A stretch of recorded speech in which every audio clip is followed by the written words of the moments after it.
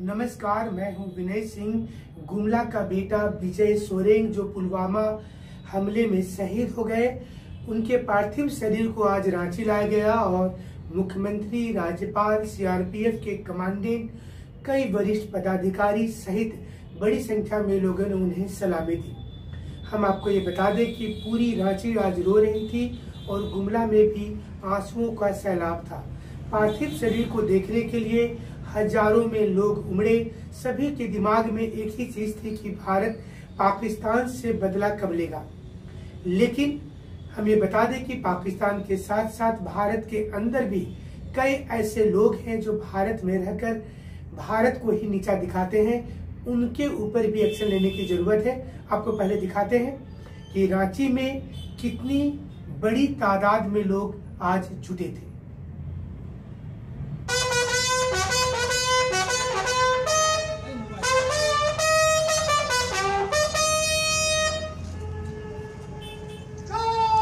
विजय सोरेंग जी सिर्फ अभी 45 वर्ष के थे और वो शहीद हो गए। देश से लड़ते हुए, देश के लिए लड़ते हुए, देश के लिए अपने प्राण न्यौछावर कर दिया उसने। और भी कई लोग इस पूरे घटना में शहीद हुए हैं। पूरे देश में दुख का माहौल है। लोग मोमबत्ती जलाकर अपने डीपी में शोक संदेश जताकर इसका विरोध कर रहे हैं। पूरा देश कह रहा है कि इसका बदला लो। हम आपको दिखाते हैं कि विजय सोरेंग के अंतिम यात्रा में कितना बड़ा जनसैलाब उमड़ पड़ा था। देखिए,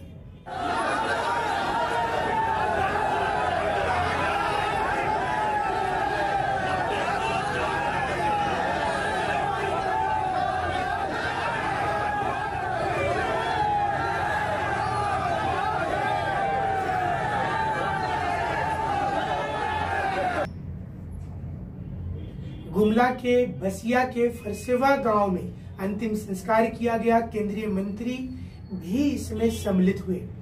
पूरे झारखंड के साथ साथ पूरे देश में आज प्रार्थना सभा की गई। लोगों ने अमन, चैन और शांति के लिए प्रार्थना किया। लोगों ने कहा कि जिस शहीद की इसमें हत्या हो गई है उसके साथ पूरा देश खड़ा है। और देशवासियों की यही अपील है कि सेना को जिस प्रकार से आज छूट दी गई है ये हमेशा दी जाए और ताकि सेना इसका बदला ले सके। हम आपको भारतीय राजनीति की परिदृश्य भी बताएंगे। उसके पहले इन तस्वीर को एक बार फिर से देखिए।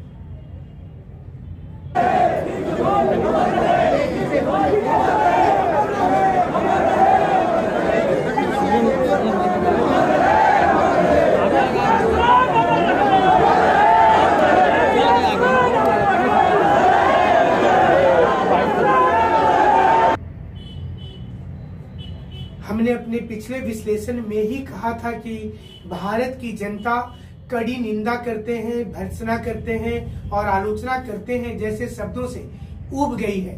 अब जरूरत है एक्शन लेने का और उसको दिखाने का, यानी कि भारत सरकार को इस समय तुरंत एक्शन लेना चाहिए। क्योंकि ऐसा कई बार हुआ है कि जब हत्या का दौर हो जाता है, हमारे सैनिकों की हत्या हो जाती है, बम ब्लास्ट हो जाता है, उस समय कुछ दिन तक पूरा भारत गमगीन होता है और फिर कोई उससे बड़ा राष्ट्रीय मुद्दा आ जाता है और धीरे धीरे पहले पन्ने के अखबार से यह न्यूज पिछले पन्ने तक होते हुए विलुप्त हो जाता है। और जिस न्यूज चैनल में लाइव कवरेज चलता है धीरे धीरे ये विलुप्त हो जाता है। आपको बॉम्बे का बम ब्लास्ट याद होगा, इसके पहले का उरी हमला याद होगा और भी कई हमलों की याद आप ताजा कर सकते हैं। यानी कि नफरत वाली संदेश फेसबुक और व्हाट्सएप पर लिखने से क्या सब कुछ हो जाएगा।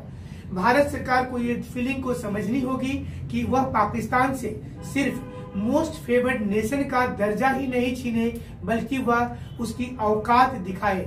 आज सभी राजनीतिक पार्टियां एक मंच पर है और इसलिए भारत सरकार के लिए पास ये उपयुक्त अवसर है काम करने का। काम इसलिए भी करने का क्योंकि 26 जनवरी और 15 अगस्त को हमारे टैंक और कई बड़े बड़े अत्याधुनिक औजार प्रदर्शित किए जाते हैं। देशवासी आज ये पूछ रहे हैं कि क्या ये औजार, ये अत्याधुनिक हथियार और टैंक क्या सिर्फ ये प्रदर्शन करने के लिए है या फिर इसका कभी यूज होगा। इजराइल के भूतपूर्व प्रधानमंत्री और वर्तमान प्रधानमंत्री ने ट्वीट करके संदेश दिया है कि इस घड़ी में हम भारत के साथ हैं। लेकिन उनके पुराने ट्वीट को अगर देखेंगे तो उन्होंने कहा था कि जो जैसा हमारे साथ एक्शन करेगा हम उसके साथ तुरंत उसका रिएक्शन करेंगे। Those who hurts me, I will always hurt them। ये लाइन इजराइल के प्रधानमंत्री का है, यानी कि सारे लोग आतंकवाद के मुद्दे पर तुरंत एक्शन लेते हैं। भारत की सहनशीलता की दाद देनी होगी, क्योंकि 1947 के बाद जितना आतंकवादी हमला भारत पर हुआ है उतना शायद ही किसी देश और मुल्क पर हुआ होगा। एक दूसरा कारण ये भी है, कई ऐसे व्यूअर ने हमारे कमेंट बॉक्स में पिछले विश्लेषण पर कमेंट किया था कि पाकिस्तान के ऊपर ही एक्शन क्यों ना भारत में वैसे लोगों के ऊपर एक्शन लिया जाए कि जब कभी आतंकवादियों को मारा जाता है, जब कभी कसाब जैसे लोगों को मारा जाता है, फांसी दी जाती है, तो कुछ बुद्धिजीवी लोग को भारत असहिष्णु नजर आ जाता है। कुछ बुद्धिजीवियों को भारत में सेकुलर नष्ट होते हुए दिखता है। आज कश्मीर में जो लोग भारत के पैसे पर ऐश कर रहे हैं, भारत के बॉडीगार्ड लेकर चल रहे हैं, जिनके पीछे करोड़ों रुपया टैक्स पेयर का खर्च होता है, वे लोग भारत की ओर से किसी भी प्रकार से राष्ट्रभक्ति नहीं दिखाते। हमेशा वो भारत के खिलाफ बोलते हैं। लेकिन दुर्भाग्य इस देश का कि ऐसे लोगों को जेड और वाई और एक्स कैटेगरी की सुरक्षा दी जाती है।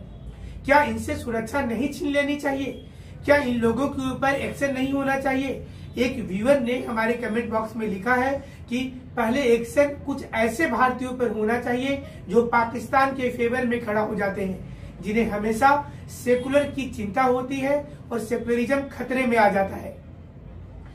ऐसे समय में कोई भी राजनीतिक पार्टी कुछ भी नहीं कर रही है, लेकिन हम आपको कंप्लीट कॉन्फिडेंस के साथ कहते हैं कि 15 से 20 दिनों के बाद राजनीतिक पार्टियों का भारत में सुर बदल जाएगा।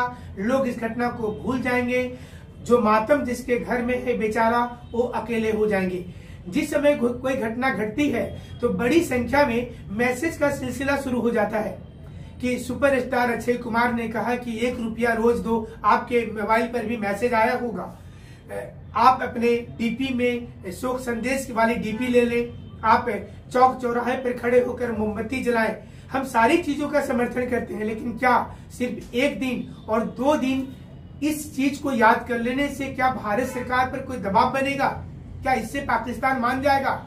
जरूरत है भारतीयों को कि वो हमेशा तब तक इस आंदोलन को करता रहे जब तक कि भारत से आतंकवाद समाप्त नहीं हो जाता है। आप छोटे छोटे देश से सीख सकते हैं। आप देख लें इजराइल को, जापान को, जहां पर आतंकवादी घटना घटने के तुरंत बाद 10 मिनट में एक्शन हो जाता है। भारत में 10 दिन से लेकर 10 महीने का वक्त लगता है। लोग यहाँ पर जांच आयोग के जिम्मे छोड़ देते हैं। जांच आयोग रिपोर्ट दे देती है और सारे लोग सिर्फ इतना कहते हैं कि हम इसकी निंदा करते हैं, भर्त्सना करते हैं, कड़े शब्दों में निंदा करते हैं, हमारी धैर्य की परीक्षा मत लीजिए। क्या इन चीजों को सुनते सुनते आप भी बोर हो चुके हैं? तो आपको आज ये संकल्प लेना होगा कि जब तक आतंकवादी घटना को रोकने के लिए सरकार ठोस कदम नहीं उठा देती है, जब तक पाकिस्तान को उसकी औकात नहीं बता दी जाती है, जब तक भारतीयों के अंदर कि ये विश्वास नहीं जग जाता है कि वह खुले रूप से कहीं भी रह सकते हैं, तब तक आपको इस प्रेशर को बर्दाश्त करना है। तब तक आपको इस तनाव को बर्दाश्त करना है और उस शहीद परिवार के साथ आपको रोज खुशियां बांटनी है जिसके घर में आज मातम पसरा है। अमूमन ऐसी घटना होने के 2 दिनों तक भारत के प्रत्येक राज्य में, कस्बे में और सभी जगह पर शोक संतृप्ति शुरू हो जाती है। मौन भी लोग रखते हैं और मोमबत्ती जलाते हैं। हमारा मानना है कि अगर 1 साल तक किसी देश में लगातार मोमबत्ती जलाया जाए, लगातार अपनी डीपी को सेना के सम्मान में रखा जाए, तो शायद सरकार एक्शन लेने के लिए बाध्य हो जाएगी और सेना के जवानों का हौसला बढ़ जाएगा। आज सेना के लोग मर रहे हैं, इसलिए पूरे भारत के लोग चैन की नींद सो रहे हैं। जरा सोचिए उन परिवार के बारे में कि जिनकी बीबी होगी, माँ होगी और बच्चे होंगे, उनके परिवार पर क्या गुजरती होगी। पैसा से हर किसी चीज का मरहम नहीं लगाया जा सकता है, लेकिन हम इतना तो कर सकते हैं कि आने वाले समय में किसी भी एक परिवार पर कोई भी ऐसी दिक्कत नहीं आए। झांकड़ अब तक न्यूज से आप लगातार बने रहिएगा। हमसे जुड़ने के लिए बहुत बहुत शुक्रिया, बहुत बहुत धन्यवाद।